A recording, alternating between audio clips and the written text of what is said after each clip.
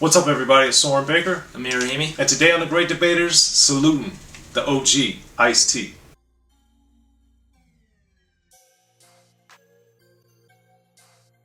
Alright, Amir, so today on The Great Debaters, we're talking about Ice-T's The Iceberg album. His third album came out in 1989. But first, if you haven't already, please hit that subscribe button, like, share, talk about our content, get it out there for us so we can get to that #1 spot on YouTube here at Unique Access Entertainment. So Amir. Ice-T, The Iceberg, Freedom of Speech, Just Watch What You Say. Very long album title for a very great artist. So this is Ice-T's third album, 1989. What were you thinking? How did you get exposed to this album? What were your early thoughts of it? Got exposed to it because I was just listening to Ice-T. As you should.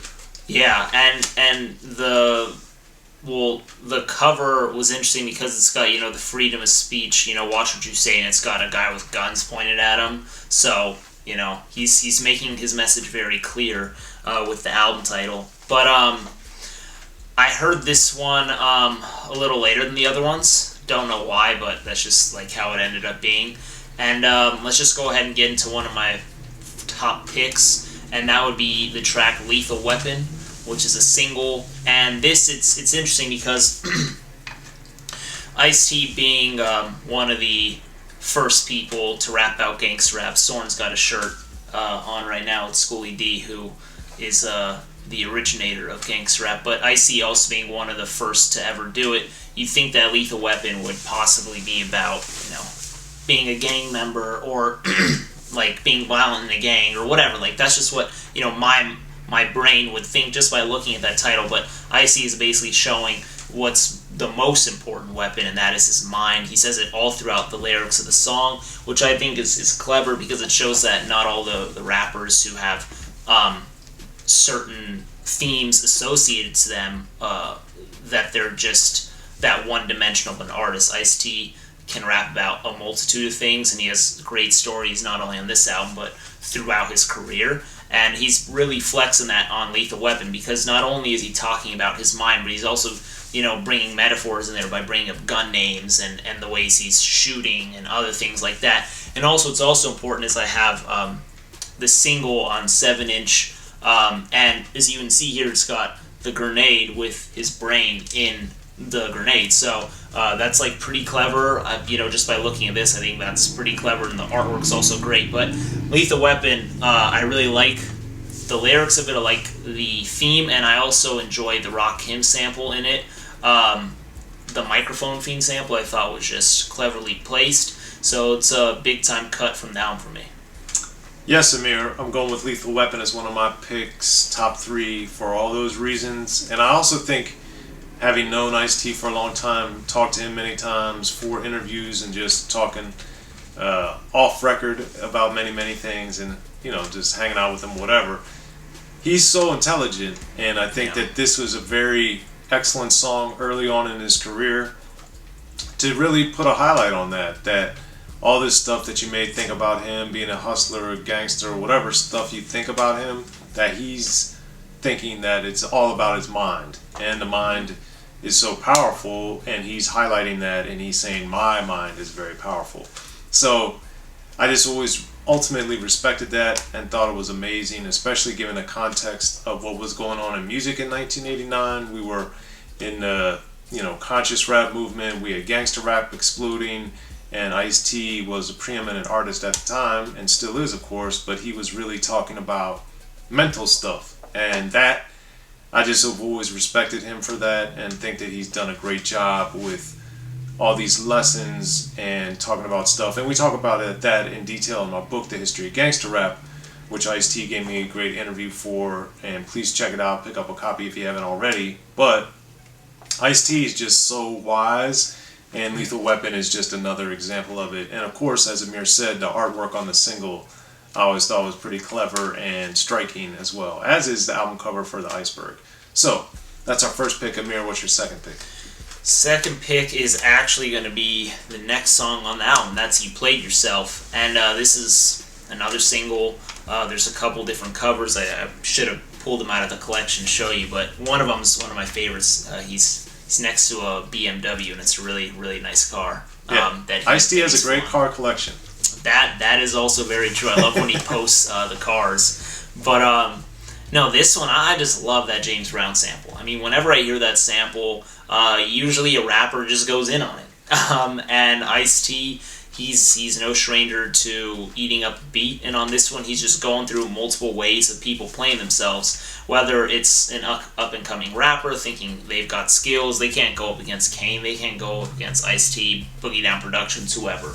Or talking about someone who's trying to impress a girl, meanwhile, she's taking his money or whatever, like, you're playing yourself. Or someone who thinks they're selling a lot, or they're saying they went gold, but they really only sold 200K copies, you're playing yourself. So Ice-T is just breaking out multiple ways that you're playing yourself. There's short verses. Like I said, the beat, I think he raps over it well.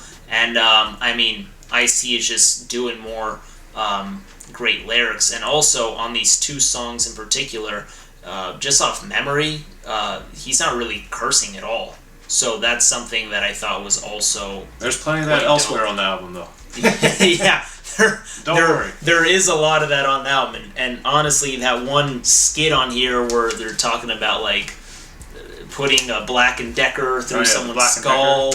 I'm like, oh my god, I can't even listen to that. It's so gross thinking about it. But yeah, those two songs that we just discussed, the singles, if I recall off memory, I don't really recall any cussing, and if there is, there's barely any.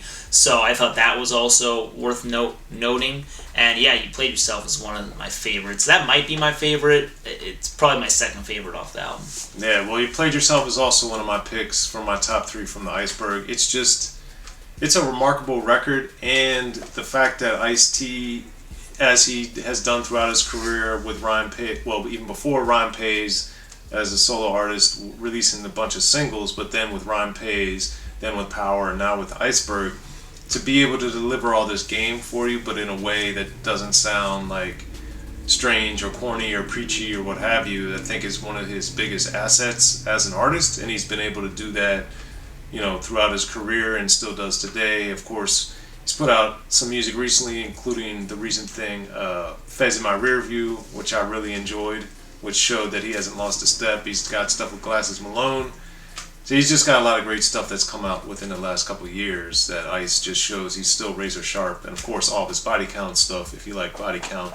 So, but You Played Yourself, really, it's always one of those time capsules, like Amir was saying, was Big Daddy Kane's Tetrasonic, Public Enemy, all the artists that he references, and he talks about Public Enemy also elsewhere on the album, given some of the problems they were having at the time. So this album, like a lot of rap, is a time capsule, but then the great thing about what Ice-T does on You Played Yourself is make something specific to the time that he was going through and living through, but that it's also a universal, timeless song at the same time, which I think makes You Played Yourself so amazing.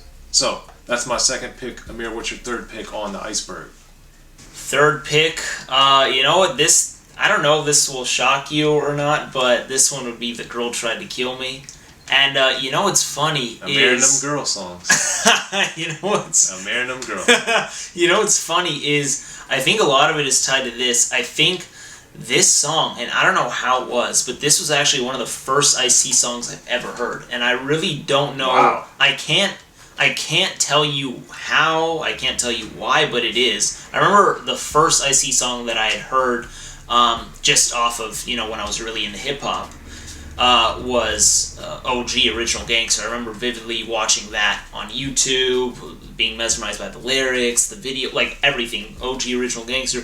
But then this song was one that I'd heard shortly after. I don't know why, but it stuck with me. I heard it before I heard this whole album, obviously, and I just love the guitar on it. I just love the whole sonics of the track.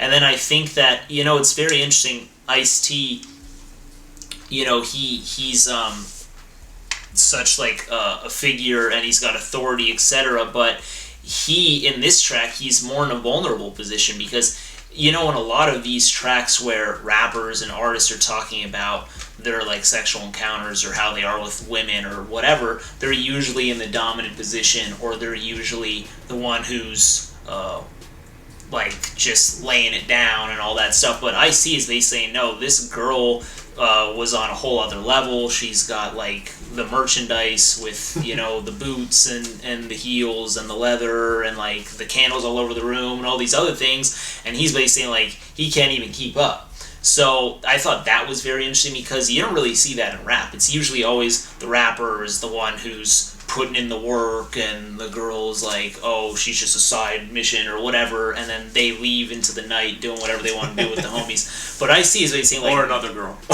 or another girl. So it's like Ice-T is actually saying like, no, like, I couldn't keep up. This woman was putting me on things that I never done, etc., whatever.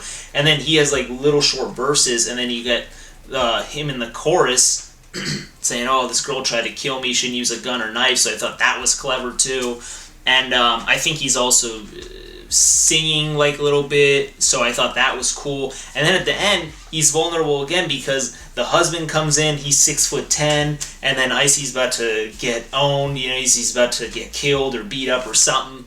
And even in that position, he's like, well, I'm toast, you know? So I thought this song is interesting in that regard, but also I think it did tie well. I think the sonics of it I really enjoyed.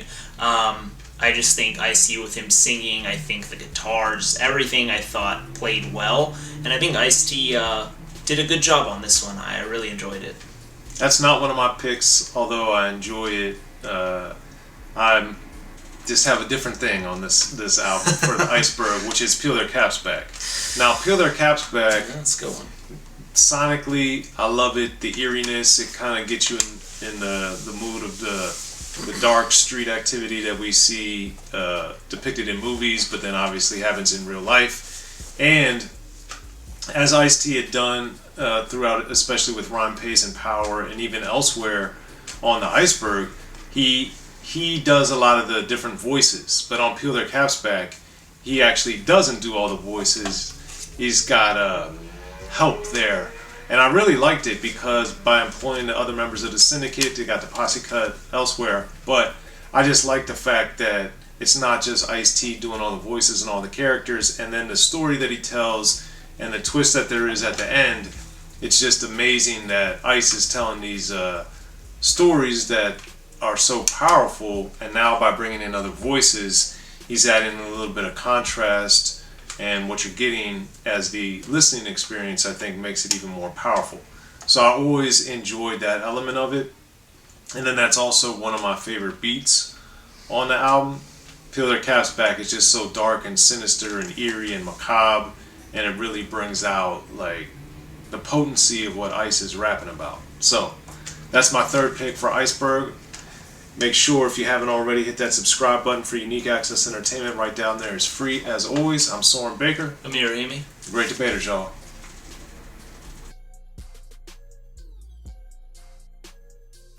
Be sure to check out the History of Gangster Rap by Soren Baker. He's official. History of Gangster Rap features exclusive interviews with Ice-T, Snoop Dogg, MC Ren, the D.O.C, and dozens of others. The History of Gangster Rap, a definitive look at how Los Angeles changed rap forever. In Los Angeles, the streets definitely set the tone of the hip-hop music. At 19, I got a $50,000 car. My whole angle always was, I'll be street, but I will always tell you the horrors that go along with this life. There will be penalties and casualties for just wearing the wrong color in somebody's neighborhood. And once gangster rap made it from the streets to the TV, the genre exploded. With Fab 5 on Young TV back with NWA. Yo MTV, it just catapulted us from being local heroes to national gangbang rappers. The History of Gangster Rap discusses it all from 1980 up till today. It's always gonna be shit happening in the streets.